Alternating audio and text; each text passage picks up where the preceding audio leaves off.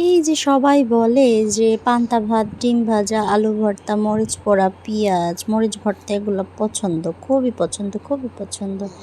কিন্তু I have a গভীর question, সেইটা হইল কেউ কারো বাড়িতে গেলে তার সামনে পোলাও, মাংস, কোরমা, বিরিয়ানি না দিয়া যদি পান্তা ভাত, ডিম ভাজা, আলু ভর্তা, মরিচ পোড়া, পেঁয়াজ যদি দেয়, তাইলে কি সেটা তার ভাল লাগবে, নাকি তার প্রিয় খাবার হিসেবে খেয়ে নিবে?